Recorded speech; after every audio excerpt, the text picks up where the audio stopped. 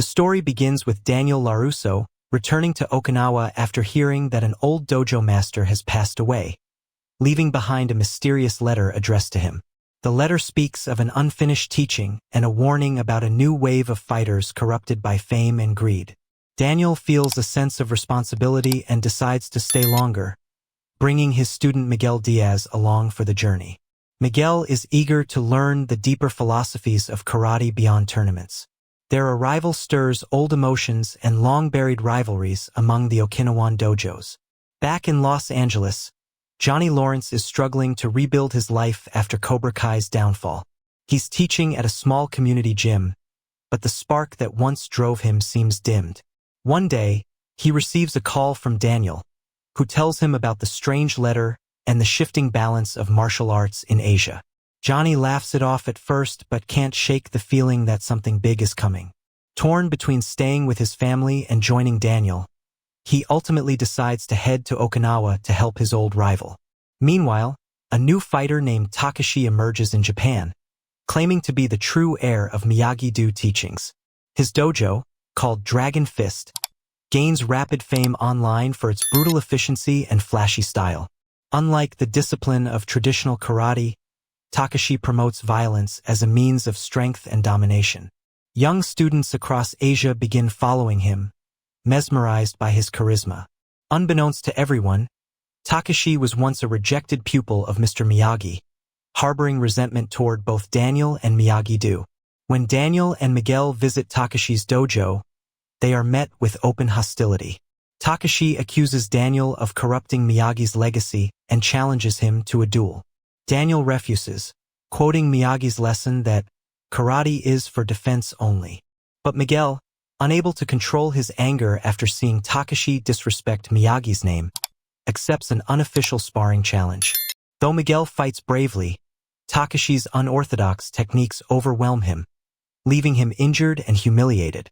Daniel realizes the fight is much more than physical. It's a spiritual war for what Miyagi's teachings truly mean.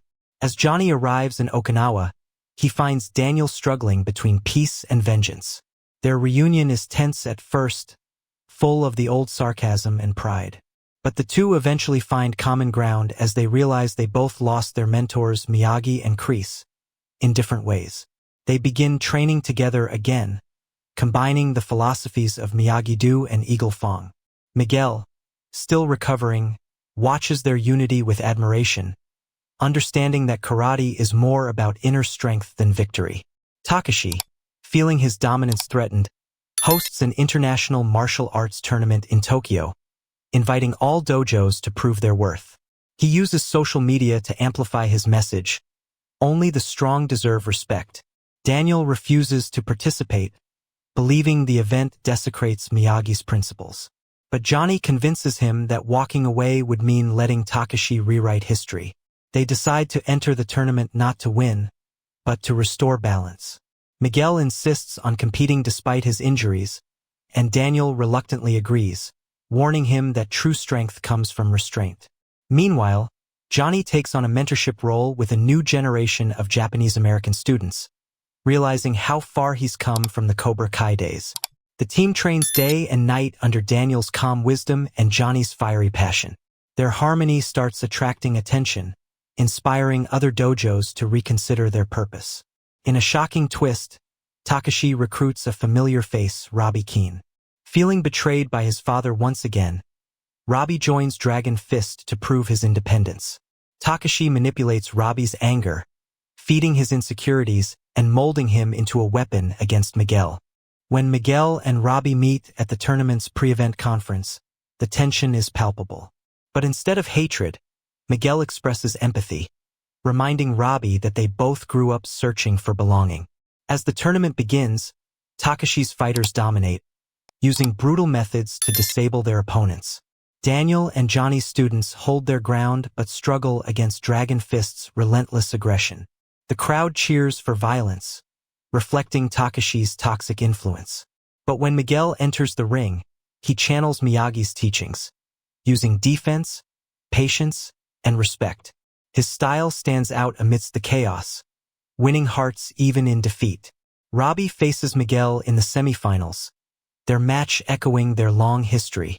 Mid-fight, Miguel refuses to strike Robby's weak side, shocking everyone. He bows instead, saying, "This isn't who we are." The act of mercy triggers Robby's realization. He sees Takeshi's manipulation and walks away mid-fight. Takeshi's fury explodes as his control begins to crumble. In the final round, Takeshi himself steps into the ring, challenging Daniel directly. Despite being older, Daniel accepts, knowing he must end the cycle. Their battle is intense, blending philosophy with physical combat. Takeshi's strength is undeniable, but Daniel's calm precision begins to dismantle his rage. In the final moment, Daniel disarms him without throwing a final strike, choosing compassion over destruction. Takeshi, defeated and humiliated, drops to his knees as the crowd falls silent. Daniel helps him up, repeating Miyagi's words, "Man who can stand must learn to forgive." The moment becomes symbolic. Violence has been overcome by understanding. The audience erupts in respect, realizing that the true essence of karate lies not in victory, but honor. Johnny watches with tears in his eyes, proud of how far they've all come. For the first time, Daniel and Johnny bow to each other sincerely, not as rivals but as brothers in spirit. Miguel and Robby join them, forming a united front between their once divided paths. The Miyagi-Do and Eagle Fang banners merge into one, signifying a new beginning. After the tournament, Takeshi visits Miyagi's grave and leaves his black belt behind, whispering an apology to his late master. Daniel and Johnny watch from afar, understanding that redemption doesn't come easy. They invite Takeshi to rebuild what he destroyed, turning the dojo into a sanctuary for lost students seeking peace. Months later, Daniel opens a new school called Miyagi Legacy, blending both East and West teachings.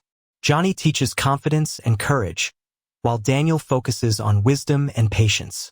Miguel and Robby become assistant instructors, guiding the next generation with balance and respect. The new dojo becomes a global symbol of harmony. As the sun sets over Okinawa, Daniel stands before Miyagi's old home, feeling the presence of his mentor. He whispers, "I hope I made you proud." The wind rustles the bonsai trees as if in reply. The camera pans to Miguel, Robby, and the students practicing in the courtyard, every move flowing with purpose. Johnny, standing beside Daniel, grins and says, "Guess we finally got it right, huh?" Daniel chuckles, replying, "Took us 40 years, but yeah." They both laugh, watching their students move as one. In the closing moments, a young girl steps forward, bowing with quiet determination. Her movements mirror Miyagi's precision, hinting at a new prodigy in the making. The cycle continues, not as rivalry, but as legacy. The final shot fades on the words carved in wood above the dojo entrance, "Karate for life." The screen turns black, and a faint whisper of Miyagi's voice echoes, "Balance, Daniel-san. Always balance." And thus, Karate Kid Legends 3 closes with the message that every generation must rediscover what strength truly means. Not in fists, but in heart.